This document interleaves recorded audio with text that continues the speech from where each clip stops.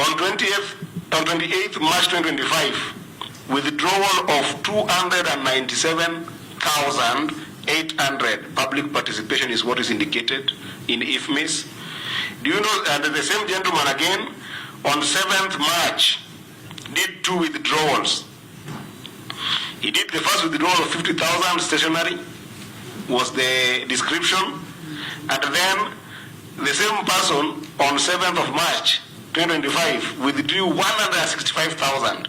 Narration, reimbursement. So I want to ask you, if I send my auditors to the ground and they find out that out of this 87 million you have spent as is indicated here, and then there is an item 165,000 written reimbursement, how do they make sense of it without a financial statement? Governor.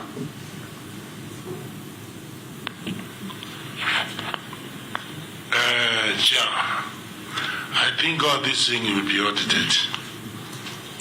If they were not audited within the main county accounts, they will have to be audited because the expenses started before, so it must have been an omission that you didn't audit. You did not submit the financial statement. They can't be audited. They were not in the list. Governor, this thing is so serious. Let me tell you one more, then I give it to the senator. Senator, I want to draw your attention. Nyamira County, Kenya, Informal and Improvement Project number 2, which was a special purpose account, was suspended after spending by October 2024. It had done a transfer of 74 million. And this is a World Bank project. This is how serious this issue is. Are you aware that account has been closed in the year under review after spending 74 million? Are you aware, Governor? No, this one is for the Governor, it's the executive. Are you aware? I'm aware through my people. So if you're aware, how do we lack a financial statement for this municipality?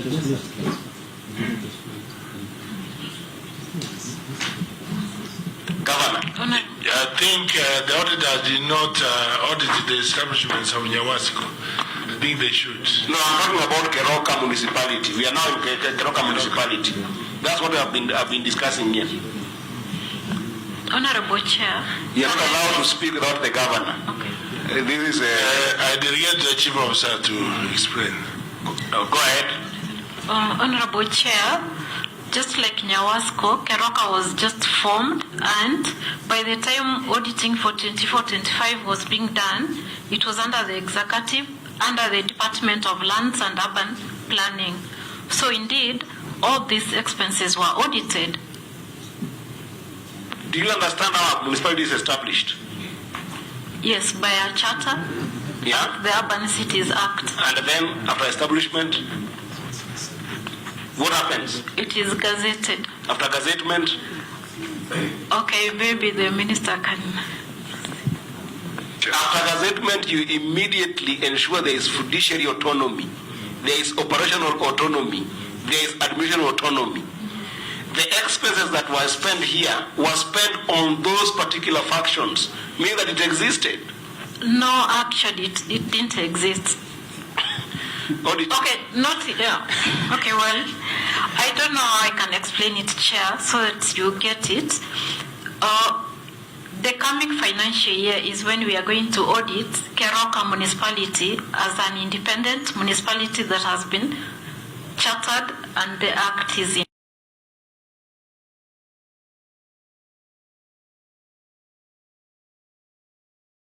in place. By this time, So auditor, it was in the process. Auditor, you brought me a ghost county entity. Thank you, Chair, for this opportunity. I think the point that we want to make as audit team is that there is expenditure incurred for these two entities, and that is contrary to the, for example, Keroka under the Urban Areas and Cities Act was supposed to prepare financial statements, which they did not. And therefore, that expenditure has not been audited as an expenditure by Karaoke Municipality, Chair. So that was one way we have audited these amounts if they were under the Karaoke Municipality, which they were not done, Chair. But the governor says you refuse to audit. That is not accurate, Chair. We cannot refuse to audit once financial statements are prepared. It's an obligation for us to audit and report by the 31st of December. Thank you, Chair. Senators, what is your take?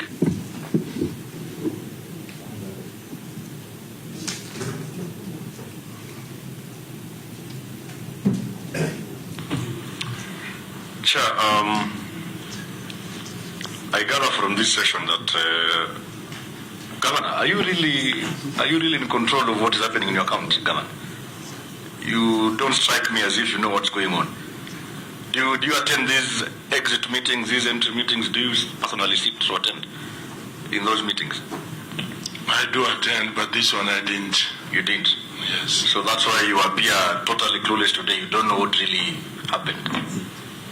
Is that the reason why you don't know what really transpired? Huh? Just because you didn't attend, or you don't have a competent team of people who are working under you, or what exactly is the problem? They are competent, that's why I'm delegating, because they're the hands-on.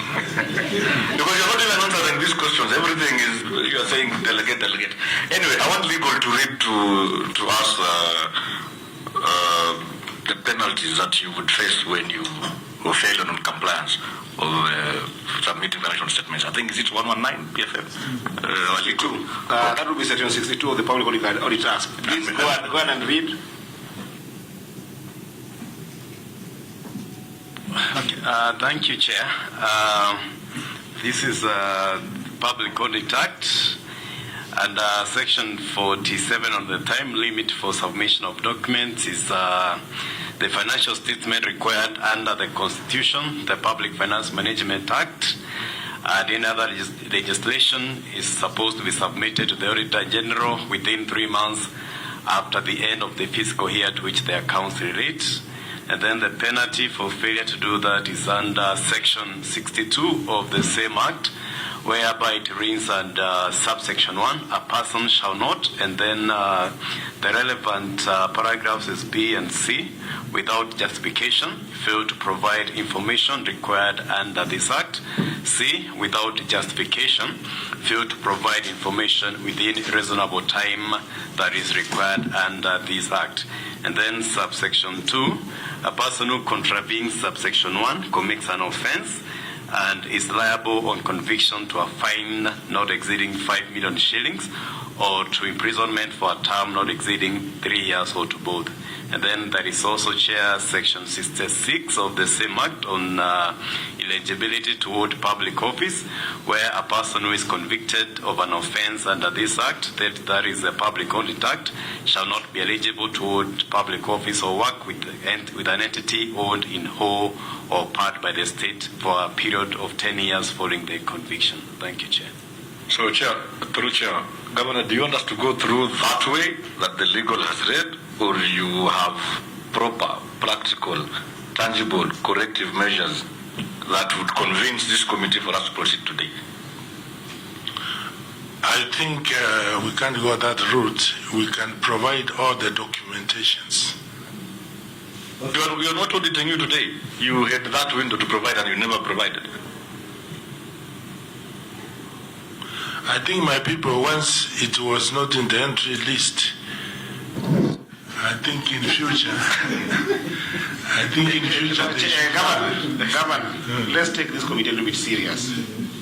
You cannot say that auditors did not ask this thing in their entry meetings. They did. That's why they went and belabored to go all the way to look for them in IFMIS. In fact, the simple translation of all the things that auditors have given us here today is this, if you don't understand, that in Nyaribo Water Sanitation Company, financial statements for the year ending June 2025, the money that was spent under this entity was 32 million, but there is no way whatsoever the auditors can be able to confirm the use of these funds. That's how you interpret the audited reports. Same applies to Keroka Municipality financial statements ending the year June 2025, is that there was money that was given to the entity by the government, your government, of 87 million. But because you did not submit the financial statements, there is no any possible way the auditors can be able to confirm the way these funds were used. It is that simple. So because I don't want us to go round and round, auditors did not do this, auditors did that, because that would be a lie, and it would be a very big dishonor to our auditors. Governors have worked with these auditors in the last 3 years, and we also technically oversight them. And I can tell you for a fact that they deal with over 12,000 entities in the country, most of which I sit here hours, senators sit here hours looking into them, including the things we're looking at here. It's a very serious issue if financial statements are not submitted. Because if they're not submitted, it means there's something that is being hidden. And we've got our partners here, the EACC. I can simply subject this documentation that I have to EACC, and they will give me better detail, because they will come and get what I cannot be able to have, auditors get from you. So for us to be able to move forward, we will not look at the Nyamira municipality, because we are supposed to look at all these municipalities in total. It will be a work in futility to look at it. Sometimes there's cross-cutting issues with Keroka, and I want to give you a proper feedback. So this will be my directive, and senators, if you agree, I will guide as follows. Number one, and again, once I set these directives, then perhaps senators you can agree or disagree, but the most important person will be the Senator of Nyamira, because he's here. I think this is our oversight role that will be able to help us. Number one, on the issue of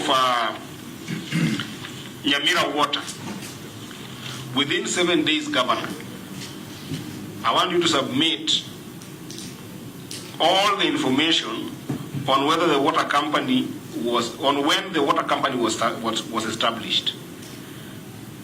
That information should include a list of all the board members and when they were appointed, and also must include the CR12 to confirm the current status of the water company.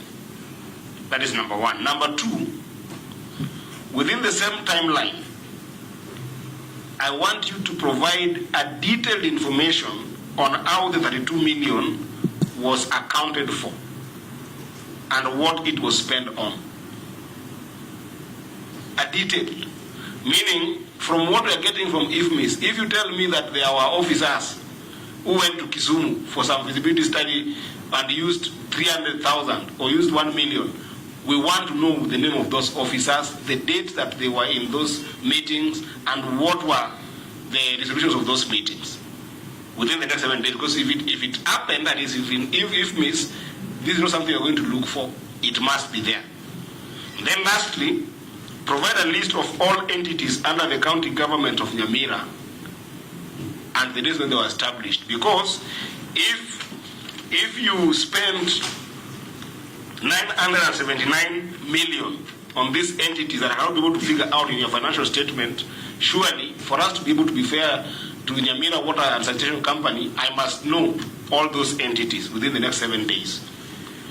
And then, Governor, I want you to ensure that all municipalities within Nyamira, considering that they are recognized as self-reporting entities, submit all their financial statements within the next 7 days, including the Keroka one.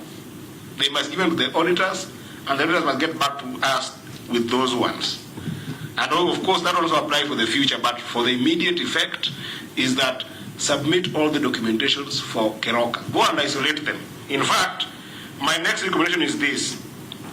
I want you to ensure that the board and accounting officers of those entities, those two entities, go to the executive document of the county, because that is what the lady, what's her name?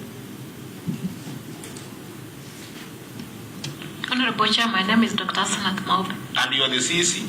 I'm the Chief Officer in charge of Accounting Services and Finance. Yeah, so this is to you. Okay.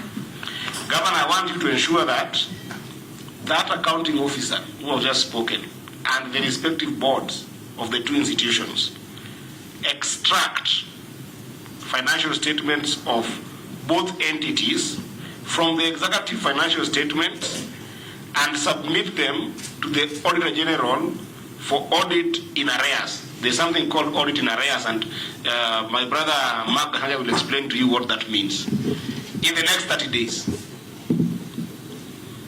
And then in the next 30 days, I will want Mark Gashanja, together with your team, to get me those audited in arrears. And we must be in that meeting with the EACC.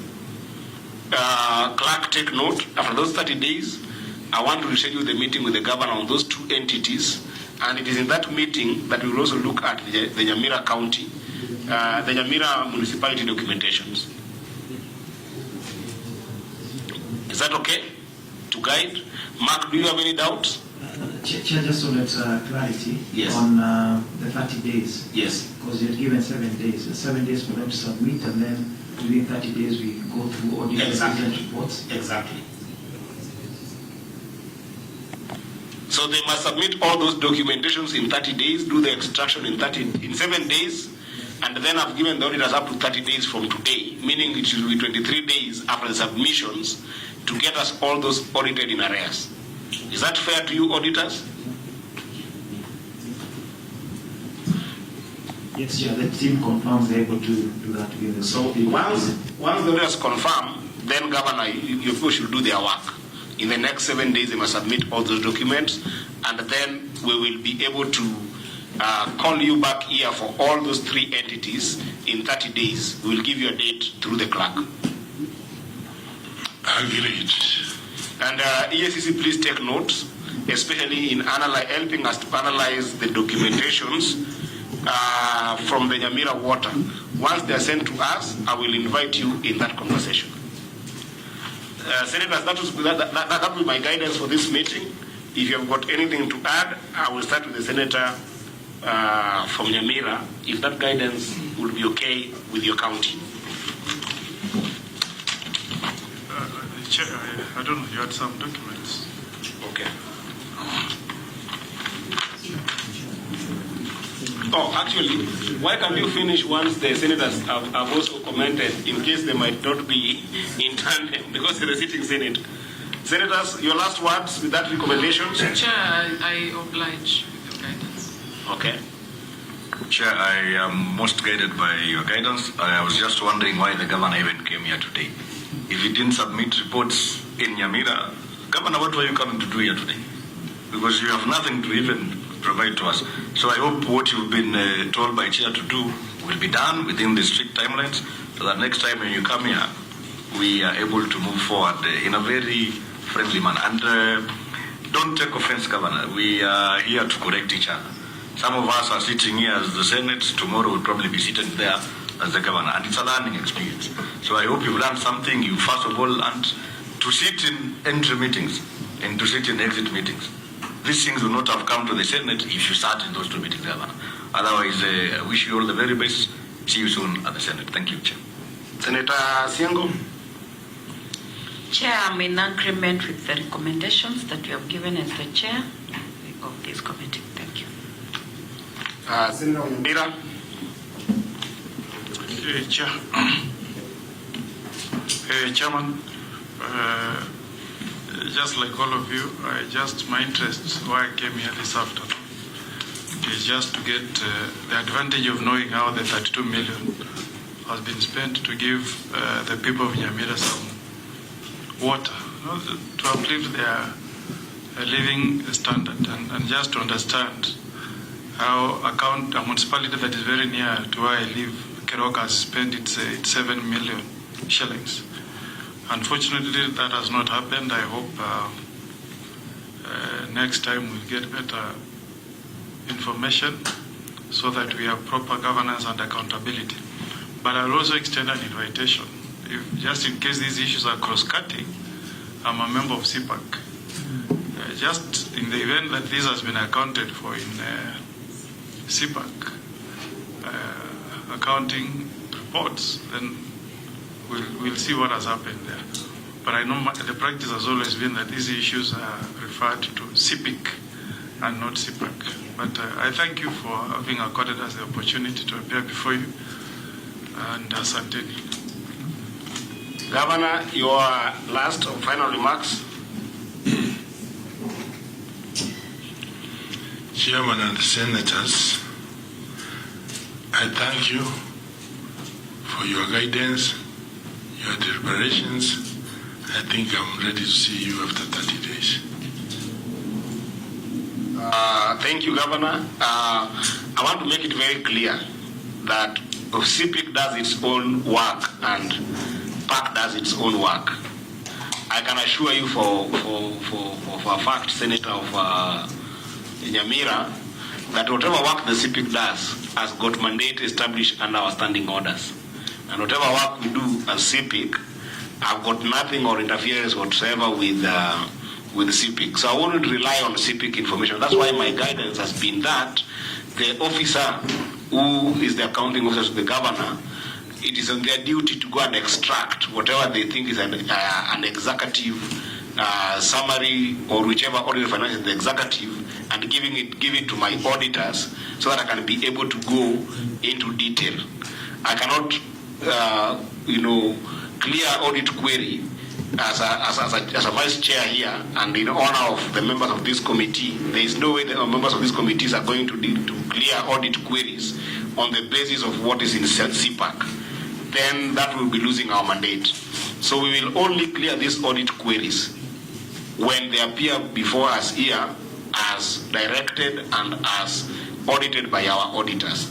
So take it seriously, because my recommendation in 30 days will not be as lenient as now, given what I've seen here in terms of non-submission of documents, including possibility of requesting EACC to get me the data that I want, as well as a possibility of requesting the legal department to help me execute, together with our team here, on Section 62 of the Public Auditors Act.